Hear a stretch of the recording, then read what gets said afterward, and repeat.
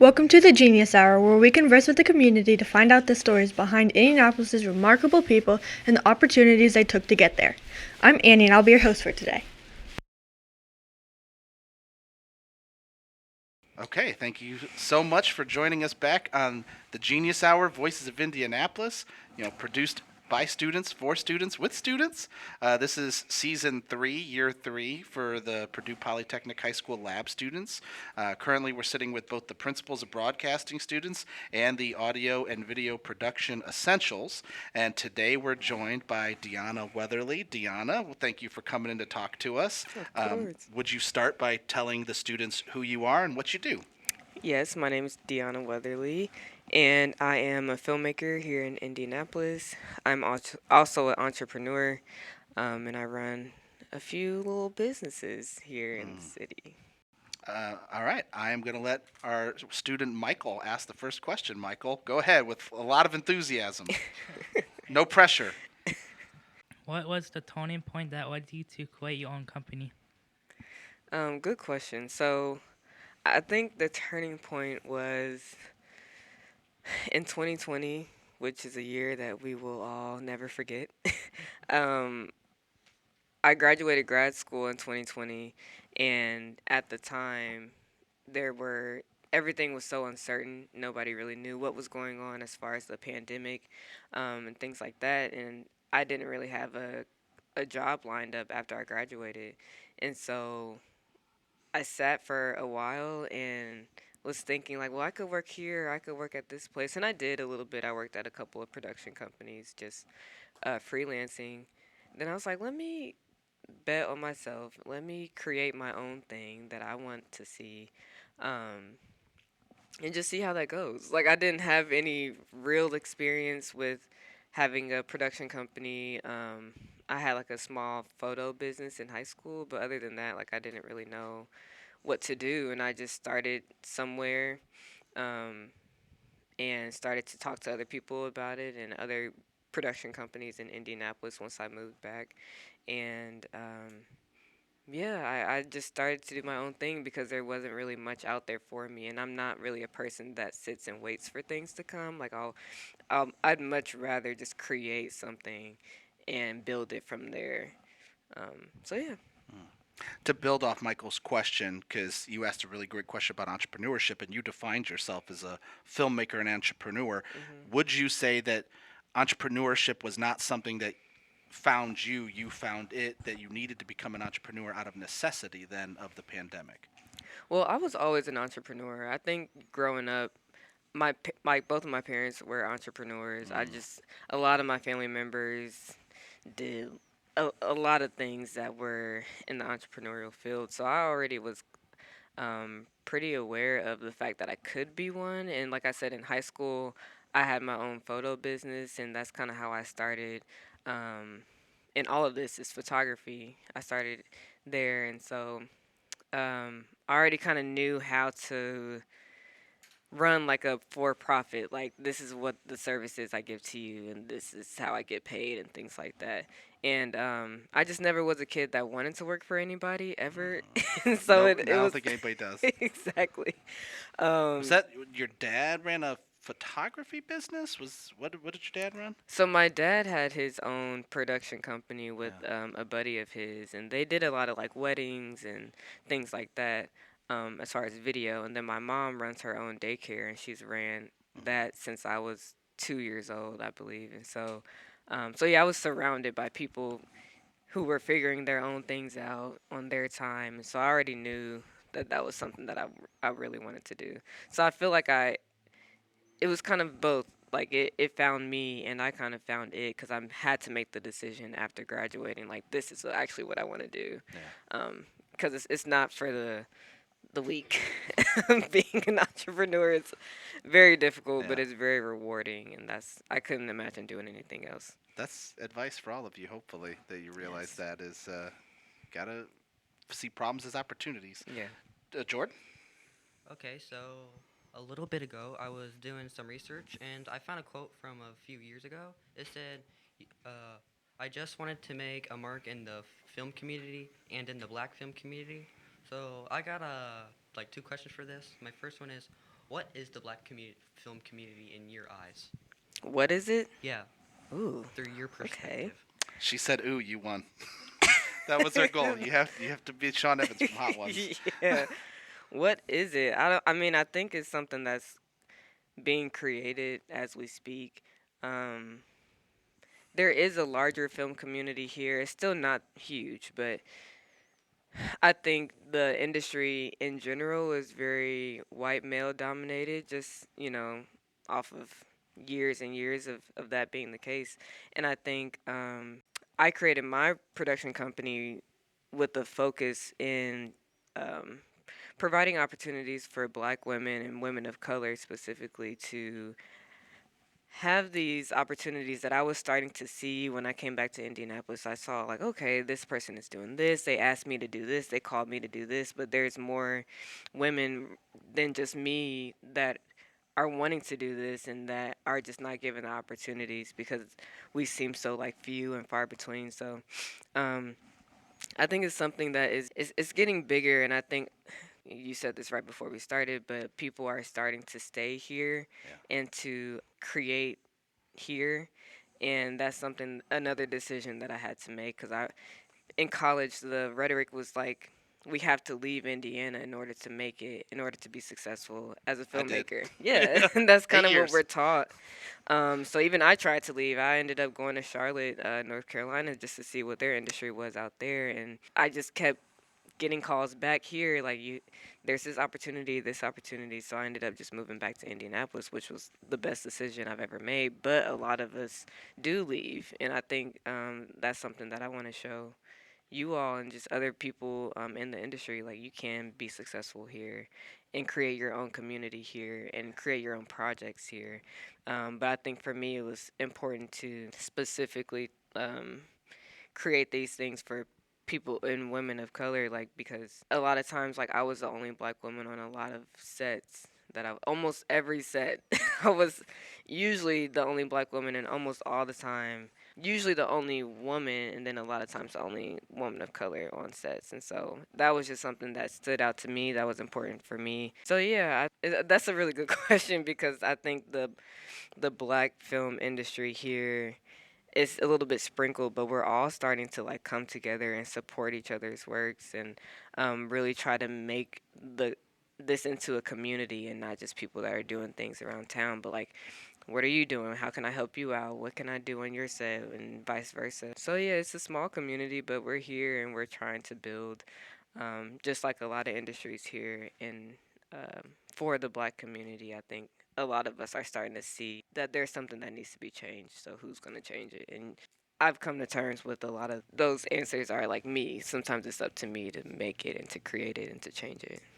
Do you see that with the Weatherhouse Company? Do you see, digging into the data, that you see a shift in the amount of black females on set behind the camera? Well, yeah, because it's intentional for me. Yeah. Like I very, and it's not only for women of color, and I try to make that clear too. But I think for a lot of the other companies, it's like I would be kind of like the one or the token, and for my company, I want that to kind of be reversed. Like this is for us, and then others are welcome. But I think I want to make sure that we are the priority because so many times we haven't been. And so I would like I strategically and purposely like try to find as many black women as possible. I offered a documentary yesterday, and so I'm like, well, who do I know that I've worked with before or that I've seen around town, so that we can like, really start to create almost like a database Yeah, and that's like how a Los Angeles works, community. right? Yeah, like okay, I know you do this, so here's how you can help. Let And me assemble my crew. yeah, right. The students and I talked about this for a long time. The one thing we could not find was where you went when you left Oh. Indiana, and I so we're kept like, saying well, I I assume left. Los Angeles, but we found out Charlotte. That's not what we Charlotte. guessed. Why'd you go Charlotte? I went to Charlotte because my dad lives there. I kept hearing a lot about the community. My original goal was to go to Atlanta after I graduated, and that was kind of the thing that was in my head. And then COVID happened, and I really needed Yeah, some wow. like security, and so I was like, well, I don't want to stay here, so let me leave, but with the like a security blanket because my dad was there. So I went out there with him for maybe like 9 months or so. And it was great, but I think it was just really difficult being the new girl on the block in 2020 when nobody was really outside. So, yeah, I just ended up coming back. Have you ever thought about being something other than a director and storyteller? And if you have, what was it? When I was really young, I wanted to be a veterinarian for a while. I love animals. I have a very soft spot for them. And then I realized being a vet entailed like things that I just didn't want to do because I love them so much. And so, and a lot of science, and I wasn't really super into science. So, um, I had that in my head for a long time. And even being an architect, was something that was on my list maybe in middle school. But I think once I got to high school, I kind of knew what I wanted to do ish. Like I knew I wanted to be an artist. I knew I wanted to be in some sort of like visual art. Um, and specifically at that time, like video. And then, well, photo. And then from photo to video. And then I got really interested in film when I was in college. So it was kind of a progression from there. But when I was younger, I wanted to try different things. But it never seemed like I was ever super passionate about anything else other than this. True. What aspects of film festivals you did not like, and what did you change in your youth festival? That's a really good question too. We're really digging in. Wow. So I think specifically about local film festivals, I wanted to see whenever I went. And when I mean I do go to like festivals all the time, so whenever I go, I will always assume that most of the festivals would entail work from local filmmakers, which isn't always the case, but a lot of the festivals here are international, so a lot of people come to Indianapolis for these film festivals and showcase their films, which is great. But for me, I was like, dang, I really want to see more. Like, what are we doing here? What are we making here in the city?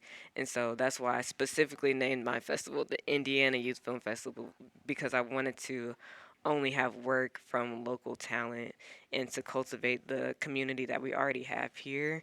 Um, Instead of focusing on things internationally. And so, yeah, that was something that really stood out to me as far as other festivals go. I didn't want mine to be international. Did you achieve your goal where now you feel that a bunch of local filmmakers are represented that maybe weren't in the past? Absolutely. There are filmmakers from cities that I've never heard of. I did not know that these cities existed here in Indiana. And I still am a little curious as to like how they even found out about the festival. Like I didn't personally go there and like do a whole spiel about the festival or anything like that. So it's like, wow, it really is reaching these super small cities and there are students there that want to make films and I love that. Like I love that they are now like given the opportunity to be involved in a festival that they might not have been able to be involved in if it were like a bigger festival. Are there any cities that are making a lot of movies and submitting for the festival that you wouldn't have expected? Like, oh man, Muncie sure does produce a lot of filmmakers. um I'm trying to think. I don't think they're all from the same city, but a lot of the students from Taylor University Yeah. have submitted and they've done some incredible work. And I've been very pleased with what they've submitted. And of course, like my alma mater, I think because I'm there often, I'm about to go there tomorrow, to IU Bloomington. Like there have been some great films coming from there. Um, and yeah, there's many like Valparaiso, Greencastle, Greenwood, um, Jasper, Munster, like all these places are like, Go Mustangs. yeah, like I had no idea. And so, yeah, it makes me really excited when I see these new cities pop up from the films that are submitted because I wouldn't have even known that, there are, you know, there's so much talent in all these different places that we just don't talk about because Indianapolis is so big and Bloomington is so popular and Muncie is, but, there are also places that, have some really great talent here. Michael? What story or film first inspired you to be a filmmaker? Stories or films? Oh, that's always an interesting question. It kind of reminds me of the, like, what's your favorite film question? 'Cause Oh, I'm yeah. like, I don't know. I think there are specific films that did inspire me. I think growing up I watched a lot of, like, coming of age films. My mom was a huge like Clueless and Legally Blonde fan. I watched a lot of that. And then You on all the seen those? Okay. okay. um, and then on the other side, I loved like Love and Basketball and Brown Sugar, Oh, which man. are like, and I think like not until college I saw Love Jones, and I was like, oh my God, what are these love stories? So it was kind of like this coming of age and like love and romance that really inspired me. And then once I got to college, Moonlight came out, and that really just shook me. Still to this day, like I have so much appreciation and love for that movie and how quiet it is and colorful and just beautiful. So I think it's just kind of all on the board. Honestly, I don't have one film that really stands out, but yeah, I hope I'm a, that answered. I want to build off Michael's question because you're talking about what inspired you as a filmmaker. One thing that we ran into our research was that at a young age you were making stories with your Barbies, and I wanted to know what is the greatest story you made up for one of your Barbies that hinted at your future as a filmmaker. You know, Because I used to play with wrestlers as a kid. I yeah. could tell you every match I had, you know. Um, there was a lot of drama within the community, within the Barbie community, with all of mine. I don't know why, and yeah, I think it was, but it was also like kind of a not the drama part, but it was like a reflection of real life.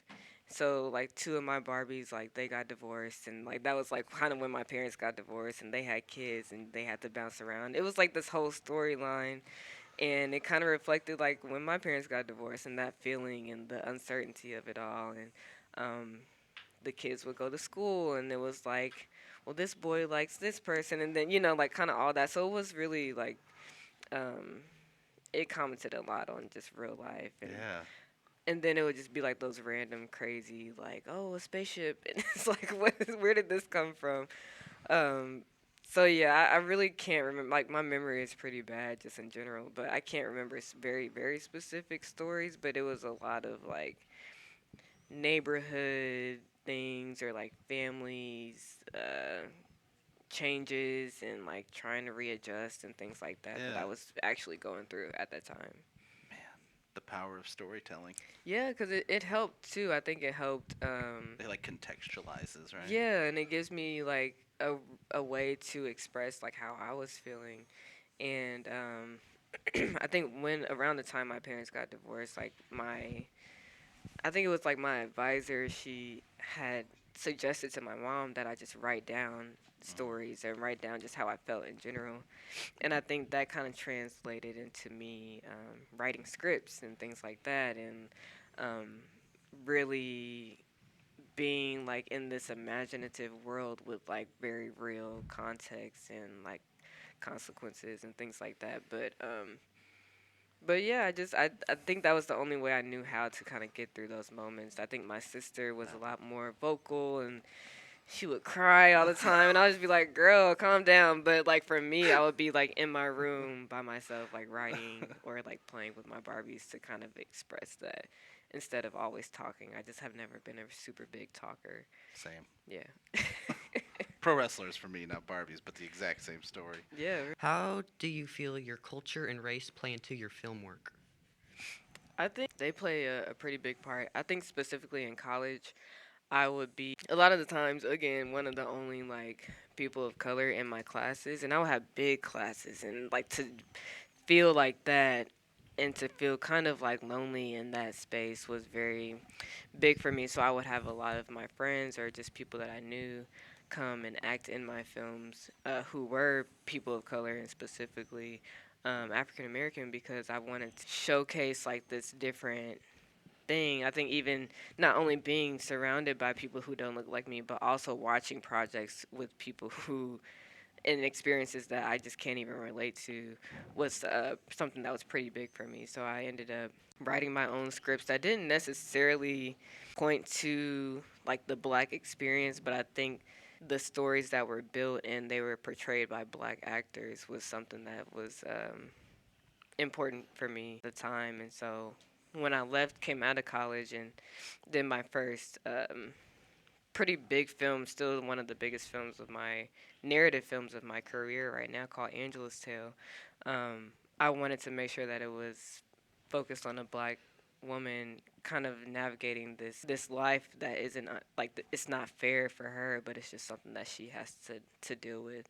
And although I hadn't dealt with what she deals with in that movie, which is crazy, um, it was also important for me to showcase like our our black talent here in Indianapolis, especially because I had just came back into the city and was trying to figure out a way to comment. Because 2020, it was a lot of high emotions, especially racially, and so I kind of wanted to talk about that a little bit in my film too. So it's always in there, but it's never like super blatant, I guess. But it's definitely a choice that I make with my narrative films and even documentaries. I've been really focusing on telling um, stories of like inspiration inside of our community and being very specific on what documentaries I want to make too. Was it a similar choice that led you, because you starred in She Is? Was that a choice where you said, "Hey, I need to Y'all are act in digging it this"? up. Yeah. I did star in She Is, yes. And I That was assume not. you weren't passionate about acting, and yet you put on a really good performance in that. I Well, was very impressed. thank you. I was not supposed to be in that film at all. Okay. My actor dropped out maybe a week before we were shooting, and I was like, "There's no way this just happened," and it was for good The star reasons. dropped out. Yeah, Wow. like it was just because she was dealing with her own things, and I think the topic of the film was heavy, and it was honestly based on real experiences, like personal experiences for me, and so not only did I have to deal with that in my own life, I wrote the script and then I had to be in it. It was just like, Yeah. this is too much for me. Like, Man, I can't. you're talking to Gabe right now, because last year we had to do a student film, and Really? Gabe wrote it, executive produced it, directed it, that. and then an actor dropped out. He had to star in it then too. You know exactly what I mean then. And there's really nothing to prepare you for that. You just kind of have to figure it out. Like, here I am. How do I direct myself? How do I, like, we didn't really have a ton of time to shoot, so I couldn't really watch playback and, like, watch my own acting. Like, I just couldn't do that. And learn your lines. And learn the lines. Like, well, you wrote it, so you should know. Like, I know I didn't know the lines. I just wrote it. But actually, I did go to, I was very passionate about acting growing up. I did a ton of like musical theater in high school, and I actually thought for a minute there that I wanted to be an actress, and like I even went to Bloomington like with that in mind too. I minored in theater, and majored in like media, and so it was kind of like behind and in front of the camera. But I felt like I was just more comfortable and more passionate about like behind the camera. And so I made that decision and kind of took off my theater minor and went along with the film and media section. But yeah, so it wasn't super foreign to me. So I'm glad that I had that experience. To, if anything, it prepared me for that movie. But I think that film was just so much for me. But I'm so happy that I did it. And I actually got to premiere it at Tibbs Drive-In here in Indianapolis, and yeah, it was a really big moment for me. It did a lot for me, but people came up to me afterwards and just talked about their experiences and yeah, and how much it meant for them. And so for your question, it was important for me to show two black queer people in the film kind of going through abuse inside of relationships, because that's just not something that we see a lot in films. Yeah. And then for somebody who had personally been through that, I think having a film like that could have helped me out a lot when I was going through that. So I was hoping that it could help somebody else. And you put the contact information at the end of the movie too. You I put the did, number to yeah. call. Yeah. Because that was really important for me to. This isn't only a movie. Like, this is real life. This Yeah. was my real life, and it could be yours too. And I want to be able to like do whatever I can to help anybody who might be going through that or is trying to find a way out. What skills and traits do you think are most essential for success, and which of those skills do you embody? Mm. Okay, Journey's coming with the good I know, ones. man. She's Um, a natural student. You got to see her do math. okay. She's like, got it. Yep. Hmm. Takes real good notes. Okay. I think that's important. That's a That good is one. important. Yeah. That's Good. definitely one. But along with that, I think organization is something that I didn't realize like I'm kind of like a freak about, and I didn't realize that until other people were like, "Wait, you have like folders inside of folders inside of folders inside of this hard drive inside of a folder." And I'm like, "Yes, Hmm. that's the only way I can do any of this. That's the only way I can have a production company, have a nonprofit, have a film festival all at once, like because I need that organization." And then also like time management, I think that's a really big one. Um, like yesterday, I only focused on Weatherhouse Company. Like, what do I need to do? What documentaries am I working on? What financially are things looking like as far as the company? And so, like, tomorrow will be more so about the festival. I have meetings about the festival. I have, things to do for the festival. And so I try to organize things and manage my time in a way that makes sense to me and so that nothing kind of gets, like, under the rug that I forgot about. I also make a lot of lists. I don't know if that's like a characteristic you can say like in general, but I guess it goes under the organization. But I try to write things down all the time, which is something that I had to grow and learn how to do. And my dad will always tell me like write it down, write it down. And like I said, my memory isn't it's not good at Same. all. So I kind of had to learn from like if this isn't working out for you, find something else to do it to make it work. So I think organization and time management are two big ones for me. But also just in general, like perseverance. None of this is easy, and I think people see the results of a lot of my work. Nobody really knows the amount of work that goes into it, and so man, not giving up is just a big one every single day, especially um, with like passion projects and things like that, or even the festival. Like I don't get paid for that. I only volunteer, and there have been many times where it's like I why did I do this? Why did I choose to make this decision? Why did I choose to create something new? Like that's hard work to create something from the ground up, but every single year when the festival actually happens, it's like this is why. Like there's no question that I would ever like stop doing this because I don't it's just like it's a labor of love. And so yeah, that perseverance piece is I wouldn't be here without it. Were you shocked about the amount of leadership you have to have too? Because you mentioned in an interview about you got to bring food. Food is really important on a set because you got to feed people, and Absolutely. you really do have to kind of manage everybody Mhm. and bring this community together. Were you shocked at the amount of leadership that you have to have on a set? I don't know if I was shocked, but I think it just came over time like this realization of there's a lot more that goes into it than people might think. And I think like food really is a very important thing, and it might not be like, oh yeah, we need the gear, we need the Yeah, all of that, yes, of you got to course, keep them fed. You but you know. have to like cater to other people because they are giving their time and their talent, whether they're getting paid or not. Like you have to make sure you treat people well because you never know, like you want people to come back and want to work with you again. And so if you're doing things like not feeding people, or you're doing things like not paying people on time, and keeping your word, a lot of people remember those things. And Mhm. Indianapolis is so small, like people talk all the time, like I would know what somebody else did because like And people people remember when you buy people the generic remember. brand cookies too. They will they bring it up on the next set, like, "Oh, don't work for her. they She's the do. bad cookie person." Yeah, lunch orders are very important. Like, don't get us Chipotle. We want this. And so it's like, okay, well, we have to budget for this. And so yeah, it really is important. But the leadership aspect of it, like, is essential. But you can't do it by yourself. And I think that's something that I'm still learning.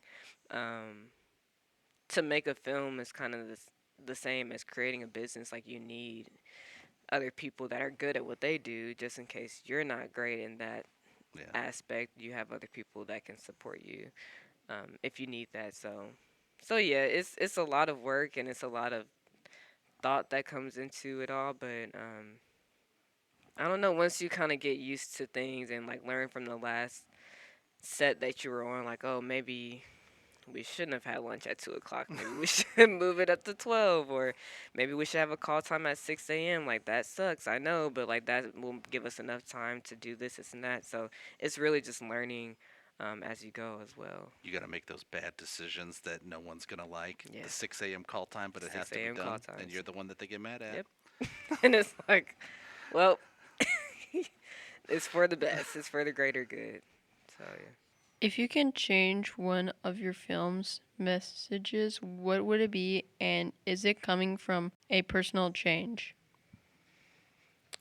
That's a good question. It is like good. that. I don't think I've ever thought about it. And I don't know if I would change anything, honestly. I've had some like really random ideas. Like I have a film that entails like assumptions and things like you guys might have watched it at this point. It's called dang, I forgot what it's called. It's on YouTube. It's out there. But it's basically like a guy likes a girl and she ends up being deaf and he doesn't realize it. And so he goes home and tries to learn sign language in order to talk to her. And then once he learns sign language, she basically tells him that like she has a girlfriend. And so it's kind of like all these assumptions that she can hear that, people have the abilities of their bodies and things like that, or when it comes to sexuality and things like that, all these assumptions. And so even though I had never experienced that before, it was just a crazy idea that came to me to comment on that. So I don't think I would change anything, but I think it would just, if I had a good idea, it would just give me something else to work on, something else to create. But I think I would keep everything how it is right now, at least for now. That might change, but I don't know. I don't really have any regrets. Making like something episodic, a television show, or I have. okay. I have. It comes with a lot of work and a lot of crew, and I think that is something that I would love to do in the future. And a lot of people have pitched that to me, and then I would like never hear from them again because they realize, oh, like this is actually a lot of work, Okay. and I'm We'll, like, we'll make yeah, a television show with you, right, guys? yeah. What is the most important piece of advice you give to the young filmmakers who participate in your program? That participate Your program? in my program. Yeah. Oh, okay. Let's see. I think there are a couple things that I try to say. Because that's how Weatherhouse started, right? As it started off as teaching kids some hands-on skills. Weatherhouse Institute. Yeah, Yes. the institute. I think that's a big one. And even like making the festival. I made the festival after the institute, but it's not all about, and this is something I've been saying recently, which I'm so surprised that I'm saying it, but a lot of the advice is like, just do it. It's like, okay, you can do it, you can make it, you can create your own thing, but sometimes it's not all about like creating it. Sometimes it's about like more so like what do you want to say? Like what are things that are important to you? And if you don't know what that is, maybe you should like spend a lot of time with yourself and write it out or figure out like what is important to you so that you can create something that you're proud of, so that you can create something that you don't think down the line like, dang, I should have changed that or I shouldn't have made that.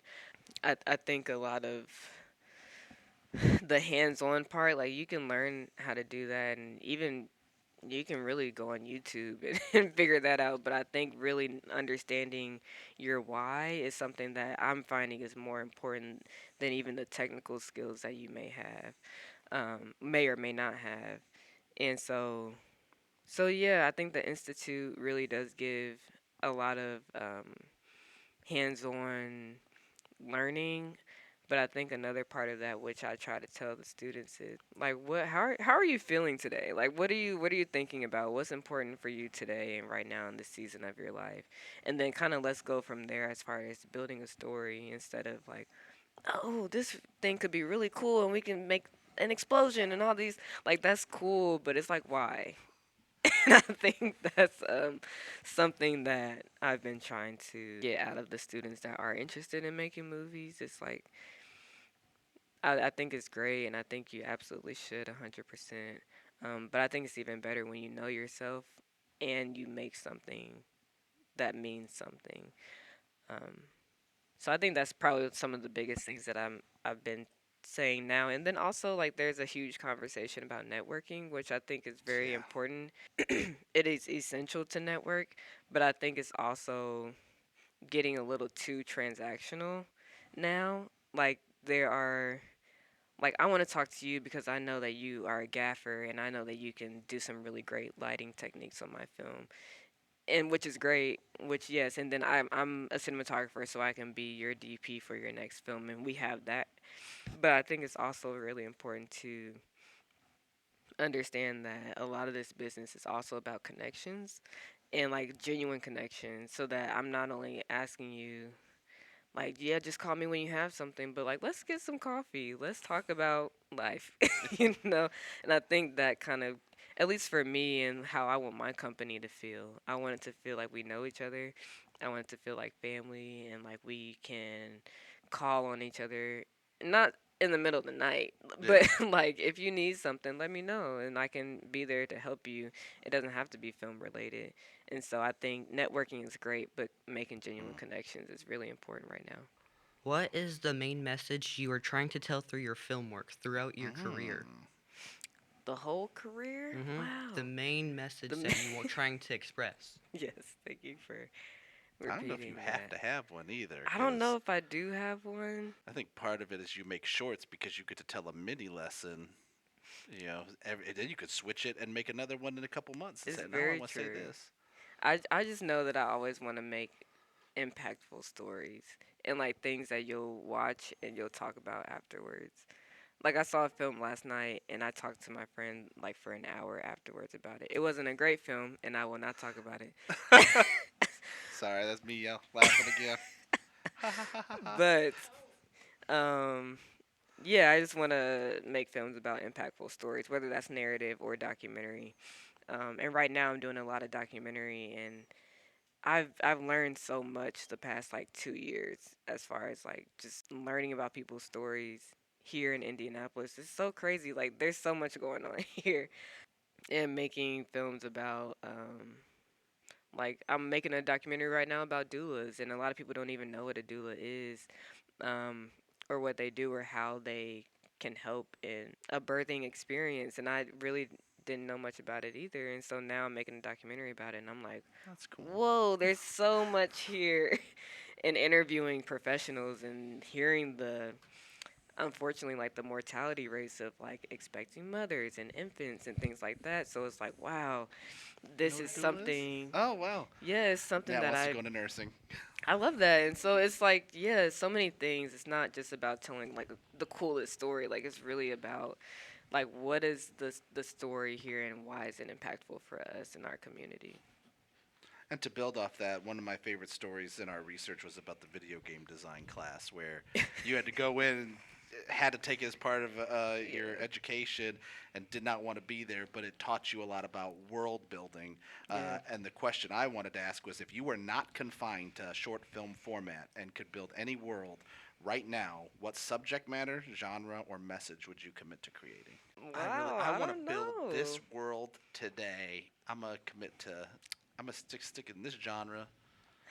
I think my theater nerd is coming out right now, and I was trying to let it go back, but it's coming up. You think it's real life, but it's all just a play, and you thought that, You would do like it was Shakespeare? real. No, I Like, wouldn't oh, do Shakespeare. all the world's a stage? I don't. Huh? Yeah, like, it's just all fake. Yeah, Do we look the same in the past? probably. Does your professional life ever get in the way of your personal life, and how do you balance them out? Oh wow, wow, I was man, not that's a, expecting these questions. I wasn't either. She just got me a little hot. Did it get hot in Journey, here? Journey's gonna host this podcast next time. Wow, personal life, professional. I think it could. I don't think balance is a thing. Similar. I heard a couple weeks ago you can never really get balance, but you can beg for harmony, and I think that like that really was like, whoa, like I understand that because what does balance look like? What does 50-50 look like? That's not really. Yeah. I haven't seen it ever, so I can't really get down on myself if I don't have this 70%, 30%, things like that. So my job is a little bit of none of my days look the same ever. This like this was is something different. And then tomorrow I'm doing something different. The next day I'm doing something different. So I think my life could be very chaotic, but because of my organization and because like I plan ahead really well, and even financially, like being an entrepreneur, you kind of don't know what you're gonna make month to month. Like my life is more so of like we'll see, we'll see what next month is. So because of that, I have to plan extra hard. I don't have a paycheck every 2 weeks. I don't have a boss, like so things can really look really different and could be chaotic. But I think I've been doing a really great job of. I've been a full time freelancer for 5 years now, and yeah, I think I've kind of have figured it out and like have um, created systems in place and planning ahead and kind of doing things ahead of time so that it's not last minute, so that I don't forget that I have a meeting at 2 o'clock, and like all these things. So yeah, and I think that helps with my personal life. I think also having like almost like office hours or like a cutoff time Oh, nice. changed my Yeah. life. I think it was like 2 years ago that my therapist was like, Deonna, you need to stop working at a certain time of the day or on the weekends. Like I would work all weekend, all week. I would never have an off day. So right now, like usually, um, my Mondays or like are usually an off day or like it'll be super simple. Like I don't have a ton to do, to kind of like ease myself into the week and to go hard on Tuesday, Wednesday, Thursday, Friday, and then to take the weekends off. And that really has changed my life. I really didn't know how much I was working until I realized it and stopped doing it and started to end my days around like 5:30. Usually every day like around 5:30 I kind of have to shut the laptop and walk Mm. away. And it's a scary thing. I think being an entrepreneur, saying no to stuff is a scary thing, or being like actually I can't take that project because I need, or I feel like saying no to people sometimes for me is something that I don't love doing. So I'll be like, yeah, I can meet at 7:30 because that's the only time you're available. Like I'm not doing that anymore. Yeah. Yeah. But it took me a Same. while to get there. Um, so yeah, so that I can have time, like have my evenings, have my weekends, go support my family, go watch my niece and watch my little sister dance, things like that, so I can make it to these things because I would be gone all the time. And I don't want to. I don't want to. I love my work, but I can't sacrifice it all Yeah. for everything. It's just not. But you've kept the It's not boat on the healthy. water for 5 years already. Yeah, That's a long time, and I think so. I and think it is a long time. I couldn't. I didn't learn that for a while, but here we are. yeah. It's still a journey though. Like I'm not saying that I've like cracked the code, but I think I am working towards a Mm. healthier, balanced, harmonious life. Um, yeah, a lot more peace. You got it. She's got it. Would you say that there was one point that made you almost quit the path you are on now? Oh wow. Oh, there were multiple. I think, but I don't think there was anything that really was like I can't do this. But yeah, definitely starting the festival was like something that I was prepared for because like you were saying, like leadership skills are transferable. So a lot of the time, a lot of the things I learned being a director on set kind of transferred into festival things, and running a nonprofit kind of made me realize how to run a for-profit a lot better, things like that. So I don't think there's anything that really has broken me. It was just mainly like a fear of starting something new. Yeah. So, for example, the other day I was talking about this too. Like in college, I don't know why, but everybody wanted to be a rapper at IU. Why? I don't know. But everybody just felt like, I want to rap and I want you to shoot my music video. And I'll be like, okay, cool. And I think it was this one music video that I did that was like, I can never do this again. And I have since then, but I stopped for a long time. And I mean, like, this earlier this year was the first music video that I did since years ago because there are just certain things and certain lines that I don't want to cross, and there are certain like messages that I don't want to participate in. And so I think there are things like that it was a very uncomfortable situation for me shooting the video, and so that stopped me from doing things like that. But I don't think there's anything that's really in my career that has really felt like I needed to stop it all and like let me switch careers. Like there's never been a moment like that for me. Uh, very last thing, what would you say to people who want to become directors?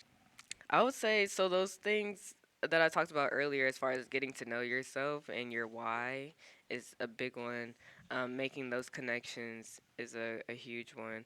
Some people go back and forth on whether you should watch a lot of movies or not to because you don't want to get too inspired, but you do need Yeah. inspiration. So I haven't figured that out yet. But I would watch things that do inspire you to create your own thing and not necessarily like copy off of the movies that you love.